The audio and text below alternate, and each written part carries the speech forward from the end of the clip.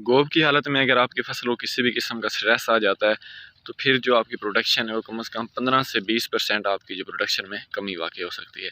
तो आपने ये एहतियातें लाजमी करनी है ताकि आपकी जो फसल है उसको किसी भी किस्म की स्ट्रेस ना आए।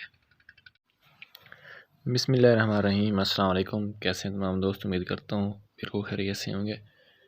मैं मोहम्मद वकास और आपको खुशामदीद करता हूँ अपने यूट्यूब चैनल पर। अगर आप नए हैं मेरे चैनल पर तो चैनल को सब्सक्राइब लाजमी कर लें ताकि प्लांट से रिलेटेड जितनी भी वीडियोस आ रही होती हैं वो आपको बर वक्त मिलती रहें। आज की ये मेरी वीडियो मेरे काश्तकार भाइयों के लिए है, स्पेशली उन काश्तकार भाइयों के लिए जिन्होंने सूरजमुखी की फार्मिंग की हुई है, सूरजमुखी काश्त की हुई है। जनवरी के एंड में जिन लोगों ने काश्त की थी, अब मोस्टली जो हमारी सूरजमुखी की फसल है वो गोब की हालत में आ चुकी है। तो ये बेहतरीन टाइम है कि आपने अपनी गंदम आपने जो अपनी सूरजमुखी की फसल है उसमें आपने लास्ट बार फर्टिलाइज़र का इस्तेमाल कर देना है, क्योंकि इसके बाद फर्टिलाइज़र का अगर आप लोग इस्तेमाल करेंगे तो उसका कोई खातिर खा फ़ायदा नहीं होना।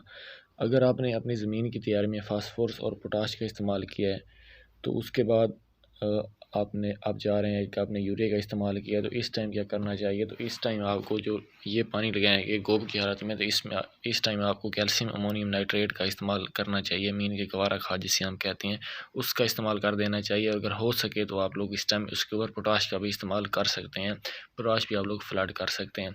लेकिन अगर आपने अपनी ज़मीन की तैयारी में पोटाश का इस्तेमाल नहीं किया तो फिर इस स्टेज के ऊपर जब आपकी ये फसल सूरजमुखी की फसल गोब की हालत में है तो इस टाइम आपने पोटाश का इस्तेमाल लाजमी करना है ताकि जो आपकी प्रोडक्शन है उसमें काफ़ी ज़्यादा इजाफा हो सके। पोटाश अगर आप लोग पाउडर फॉर्म लेना चाह रहे हैं, फ्लड करना चाह रहे हैं, तो उसमें 25 kg का जो बैग मिलता है वो आपने कम से कम 2 से 2.5 एकड़ में इस्तेमाल करना है। 1 एकड़ में आपने 10 किलो kg के हिसाब से आपने इसको फ्लड करना है। अगर आप लोग पोटाश जो लिक्विड फॉर्म में लेना चाह रहे हैं तो फिर यानी कि जैसे कि FMC या कैटलिस्ट हो गया, तो फिर कम से कम आपने 3 से 4 kg लीटर मीन के 1 एकड़ में आपने उसको फ्लड कराना है ताकि हमारी जो प्रोडक्शन है उसमें काफ़ी ज़्यादा इजाफा हो सके। अगर आपने अपनी फसल में फास्फोरस का इस्तेमाल स्टार्ट में नहीं किया था तो इसके बाद आपने पहले पानी के साथ यूरिया का इस्तेमाल किया, उसके बाद बारिशें आ गई, मीन के पानी तो आपकी फसल को मिलता रहा लेकिन उसमें जो फर्टिलाइज़र का इस्तेमाल है वो आपने बहुत कम किया है। तो उसके लिए आपको फिर इस time nitrophos plus calcium ammonium nitrate का इस्तेमाल आपने लाजमी करना है, या फिर नाइट्रोफास के साथ इस टाइम आप लोग यूरिया का इस्तेमाल भी कर सकते हैं। लेकिन ये आखिरी टाइम होगा क्योंकि अब आपकी गंदम बिल्कुल आपकी जो ये सूरजमुखी की फसल है ये बिल्कुल गोब की हालत में आ चुकी है। तो इसके बाद अगर आप लोग उसका इस्तेमाल करेंगे तो उसका ज़्यादा कोई फ़ायदा नहीं होगा। इसके साथ इस स्टेज के ऊपर गोब की स्टेज के ऊपर आपने इस बात का एक और बात भी आपने ज़हन नशीन करनी है कि इस टाइम आपने अपनी फसल को सोखा नहीं लगाना। जिस टाइम आपकी फसल को पानी की ज़रूरत हो, मिट्टी खुश्क होना शुरू हो जाए, आपने उस टाइम फ़ौरन पानी लगाना है। अगर इस टाइम आपने ये एहतियात नहीं की, आपने पानी में 2 3 4 दिन का वक्फा कर दिया, आपकी फसल ड्राई होना शुरू हो जाएगी तो आपकी फसल स्ट्रेस में आ जाएगी।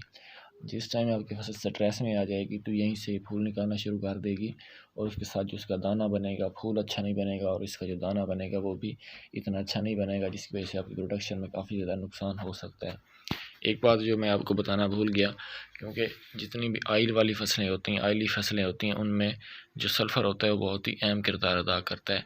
सल्फ़र जो आपका फल होता है, जो उसमें सीड बनेगा, उसकी शाइनिंग, उसका वेट बढ़ाने में बहुत अहम किरदार अदा करता है। तो आपने 1 एकड़ में कम से कम 3 से 4 बैग, अगर इससे ज़्यादा कर सकते हैं तो 5 बैग, मीन के 5 किलो आपने 3 से 5 किलो आपने 1 एकड़ में सल्फ़र का इस्तेमाल लाजमी करना है। अगर आपने पहले पानी में 2 बैग का इस्तेमाल कर लिया है तो इस पानी के साथ भी आपने 2 बैग का इस्तेमाल लाजमी करना है ताकि जो आपका सीड बन रहा है, ऑयल बन रहा है, उसमें काफ़ी ज़्यादा इजाफा और आपकी जो प्रोडक्शन है वो भी ज़्यादा हो। अगर आप सल्फ़र इस्तेमाल नहीं करेंगे तो उसमें जो आपका सीड बनेगा उसकी शाइनिंग अच्छी नहीं बनेगी, उसमें जो ऑयल की मिकदार है वो भी कम बनेगी, दाना आपका सेहतमंद और तवाना नहीं बनेगा। इसलिए आपको चाहिए कि आपने दूसरी फर्टिलाइज़र के साथ साथ इसमें इसकी अपनी फसल के ऊपर सल्फ़र का इस्तेमाल करना है। और ख़ास तौर पर इस स्टेज के ऊपर आपने एक बात जो और ज़हन नशीन करनी है कि पानी की कमी अब नहीं आने देनी अपनी फसल को, स्पेशली गोब की हालत में। अगर इस टाइम आपकी फसल को पानी की कमी आ जाती है, स्ट्रेस में आपकी फीड चली जाती है, तो फिर आपका काफ़ी ज़्यादा लॉस हो सकता है। तो उम्मीद करता हूँ ये वीडियो आपको अच्छी लगी होगी। अगर अच्छी लगी है तो मेरे चैनल को सब्सक्राइब लाजिम कर लें ताकि प्लांट से रिलेटेड जितनी भी वीडियोज़ आ रही होती हैं वो आपको बर वक्त मिलती रहे। इंशाल्लाह मुलाकात होती है बहुत जल्द एक नई वीडियो के साथ। तब तक के लिए इजाज़त दीजिए। अल्लाह हाफिज़।